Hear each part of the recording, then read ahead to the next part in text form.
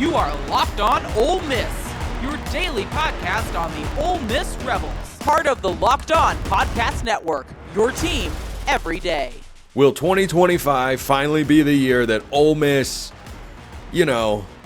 becomes that elite team in the SEC? Is this finally the year? Stephen Willis of Locked On Ole Miss is here. Let's start right there, Stephen.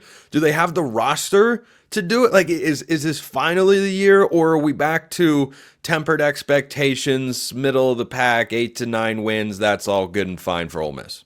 The roster at Ole Miss is not as good as the one that was in 2024. Obviously, just look at the NFL Combine statistics. I mean, that's not exactly breaking news, but this roster is still probably a top 3 roster in the history of Ole Miss if the 2024 one was there. The problem that they have is the experience factor.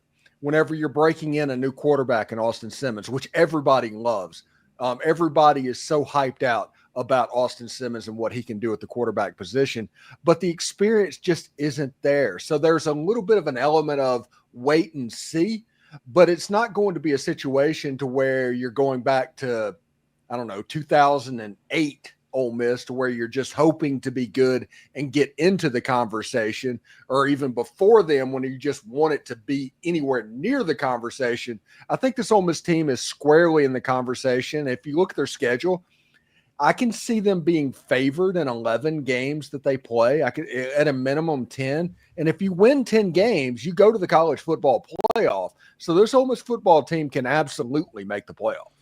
They don't have Alabama on the schedule. They don't have Tennessee on the schedule. Those are certainly benefits for Ole Miss, but I'm not as bullish on the schedule. Let's save our Simmons talk and just dive right into that, because you and I don't see this schedule the same way. Now, most of the difficult games do come at home in Oxford, but Ole Miss has not been infallible on their home field the last couple of years.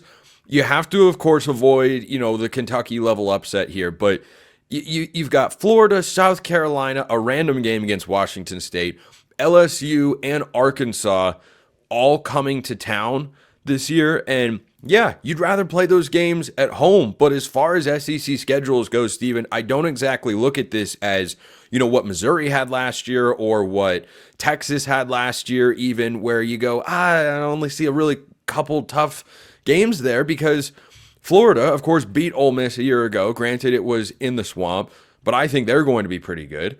South Carolina is, I think, going to be a really good team again. Now, Ole Miss took care of them last year. I'm fully aware, but I just don't see that many breaks. I don't see a lot of stretches where I think, Ole Miss is going, 3-0 in that stretch, no questions asked, and it won't be a problem. Well, as fans, everybody wants guarantees, but I genuinely think this is a better schedule in 2025 than what they had in 2024. In 2024, they played 4 cupcakes at the beginning before Kentucky, completely not ready to play a conference level game, and that jumped up and bit them.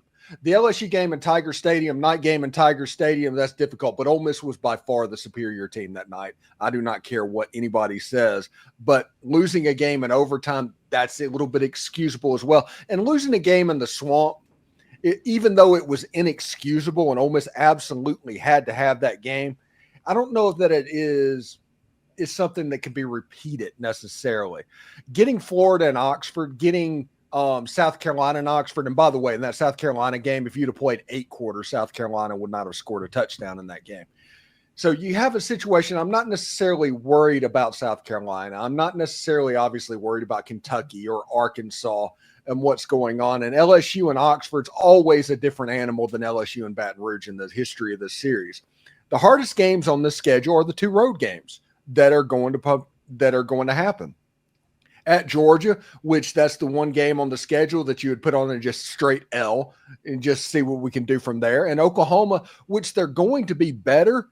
I don't know how much better they're going to be in that situation. If Ole Miss can pull that game out to where you have a margin for error game in Oxford, all of a sudden 10 wins becomes a very real probability.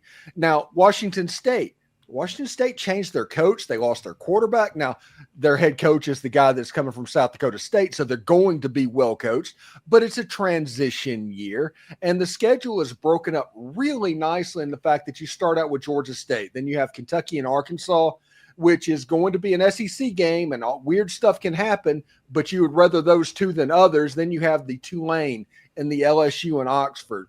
Then the really hard games against Georgia and Oklahoma hit. Then you have the South Carolina and Florida thing with sandwiched with the Citadel in the middle, and then you have the Egg Bowl at the end. I actually really, really like this schedule as far as being good enough that it's going to threaten Ole Miss. I think that Ole Miss is at its worst when it's not threatened. Whenever they do not have to worry about it, they are the world's worst of looking over opponents, whether you want to call it that or not. This schedule is going to make it to where you can't necessarily do this. This is going to require a good bit of focus, but you still should be favored in most of the games. I agree they'll be favored in most of the games. I'm curious to see what happens with Oklahoma. They bring in, speaking of Washington State, John Mateer and Ben Arbuckle from up in Pullman. The offense should be significantly improved. Their defense was really good this past year, but that's the second week of, you hear this in the NBA a lot, second week of a back-to-back. You've got back-to-back road games in the SEC. That's not a supremely common feat. Usually if you play two in a row away from home, you've got a bye sandwiched in between. But the interesting thing for Ole Miss, and Washington State, by the way, Stephen, if you didn't know, has 57 new players coming in for 2025. 16 of them from South Dakota State making their way to Pullman. I'm interested to see what that looks like. I don't expect the Cougars to be able to pull that upset in Jimmy Rogers' first year. But you have the LSU game at home. That's not going to be easy with Garrett Nussmeier there, veteran quarterback against an inexperienced one in Austin Simmons, who we'll talk about in a moment. Then you go on the bye before you get Washington State. You could even see that as a scheduling break because you kind of get a get right, tune up, get back into the swing of things off the bye opportunity against Wazoo at home before you go at Georgia and Oklahoma. But Georgia, Oklahoma, South Carolina, there's at least one loss in there, and man, I'd pick 0-3 before I pick 3. I'm not saying I'm picking 0-3 there. I'm just saying I would see them going 0-3 in that stretch before I saw them going 3-0. And I don't think they're losing to South Carolina. If the South Carolina that I saw is any indication, I mean, Lenore Sellers is a good quarterback, but if you take away his legs, they are not a threatening team. That's all that Illinois did, was just to make it to where he could not beat him with his legs. It's like throw the ball to beat us. And Pete Golding is a master at that. I'm worried about Florida more than South Carolina.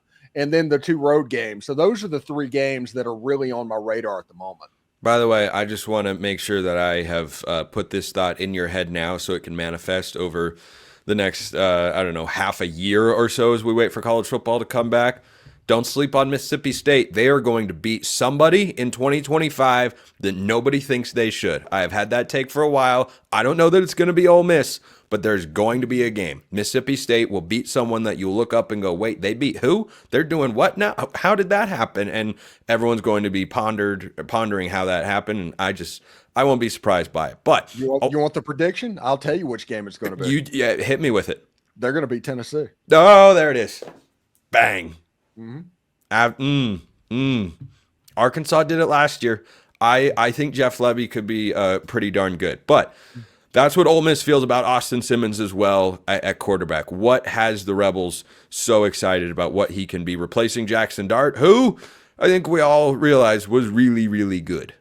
Yeah, they're different type quarterbacks. I tell people all the time on my show that Austin Simmons is the closest thing they've had to Eli Manning in Oxford, Mississippi. His processing ability is completely off the charts. If you just look at the limited number of throws that Austin Simmons had over the course of the season, look how quick he processes. Look how quickly the ball got out of his hands. Everybody likes to make the Tua jokes because he wears number 13 and he's left-handed, but he's 6'4". He runs a 4.5 40. He processes at a super high rate. You saw against Georgia just what he could be turned loose with doing. Now imagine a situation to where the offense and the game plan is tailored around this player towards his strengths. I think we have a situation to where he could put up 3,500 yards in his first year, and everybody's like, what is going on? We were thinking about Nico and DJ Lagway and Arch Manning and all those guys. Who is this Austin Simmons guy? I think Austin Simmons legitimately could be a top half of the SEC quarterback next year as a first-year starter. In his second year at Ole Miss, he might be the best quarterback in the league.